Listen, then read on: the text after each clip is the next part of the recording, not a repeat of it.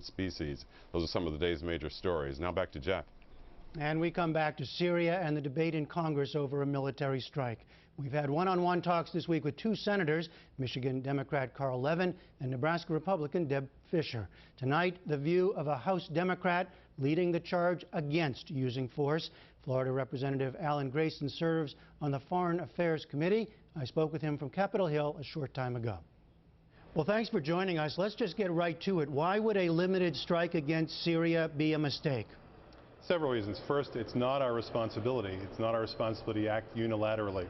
Secondly, it's not going to do any good. It's not going to change the regime. It's not going to end the civil war. It's not even going to prevent a new strike and use of chemical warfare. Third, it's expensive. And fourth, it's dangerous. It could easily spin out of control. A key argument from the president, of course, has been that chemical weapons are simply different. The use of them must be punished. It must be stopped. Well, what kind of message do you send to the Syrian government and to other governments, including Iran? As one of my colleagues said, if you want to send a message, use Hallmark, not missiles. I think that logic applies here.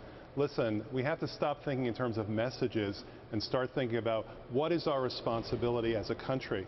We have responsibility to the 20 million Americans who are looking for full-time work. We have responsibility to the 40 million Americans who can't see a doctor when they're sick. When my constituents in Central Florida hear that we might spend $1 billion on this strike, they're appalled. The country is up in arms about even the possibility of this. We set up a website called don'tattacksyria.com. Within a short time, 50,000 people had already signed our petition against the resolution. When I talk to other members, I find that the emails and the letters and the phone calls to their offices are running 100 to 1 against this resolution.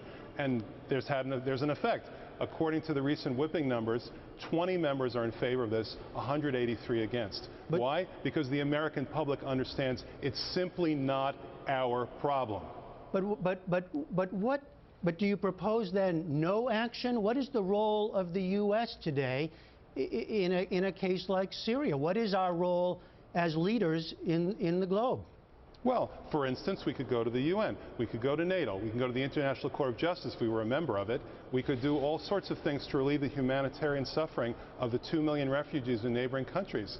We could conceivably arm the rebels. In fact, the president said he would arm the rebels 3 months ago. So far, not a single gun's been delivered, not a single weapon of any kind's been delivered to the rebels, despite the fact the president said it 3 months ago. There's all sorts of other alternatives that don't involve sending missiles and bombs on a so-called humanitarian war.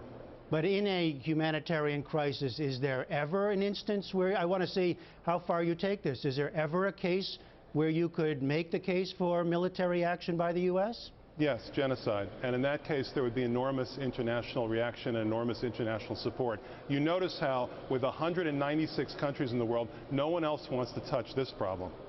What about the prestige, the credibility of the United States and of the president himself? Do you worry about that?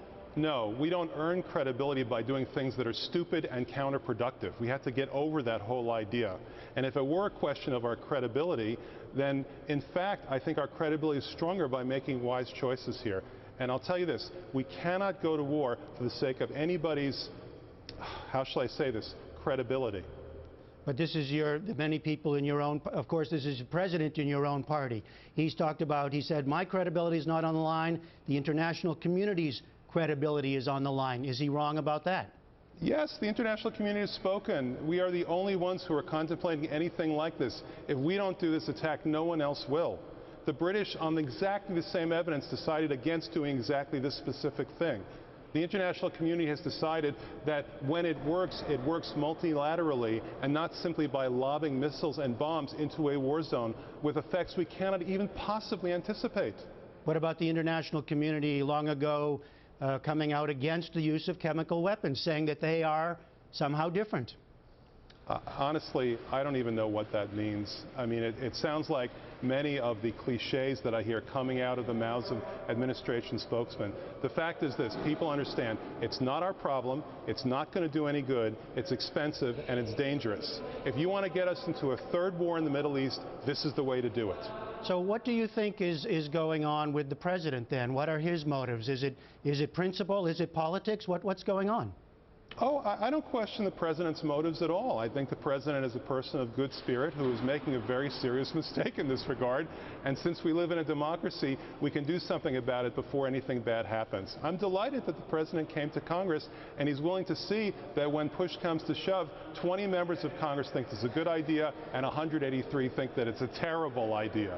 That's what democracy is all about, and that's the message we're sending to the world, that we are a vibrant democracy and we can think things through without taking abrupt action that ends up being counterproductive. And what happens to the president from your own party if he loses this vote? What are the implications for him, for his stature, for his ability to get things done in the rest of his term? With all due respect, that's irrelevant. We cannot decide whether to go to war on the basis of those kinds of considerations. It simply doesn't matter. I will tell you this. I think this time would be much better spent for his own future and the rest of his term and for America's if we were to start to think about the fact that 3 weeks from now there's going to be a government shutdown and 5 weeks from now the government runs out of money when we reach the debt limit. It's appalling to me that we'd spend 2 or 3 or 4 weeks debating whether to create a whole new category of war called humanitarian war rather than dealing with their own problems and trying to solve them. I take it you think the president was right in coming to Congress, though? Yes. And so what do you think, where do you think the vote count is now? You think you have the votes to stop this?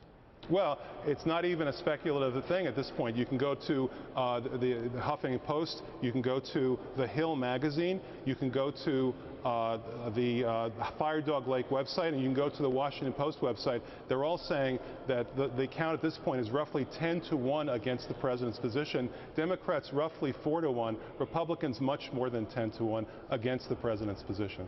And Congressman, if the president were to lose this vote but go ahead anyway under executive powers, what would you think then? What would be the implications, the consequences? It's not even worth talking about. President Obama has established a certain tone during the first 5 years of his presidency. I trust that he will take the advice of Congress, and that'll be the end of it. That's what I expect to happen.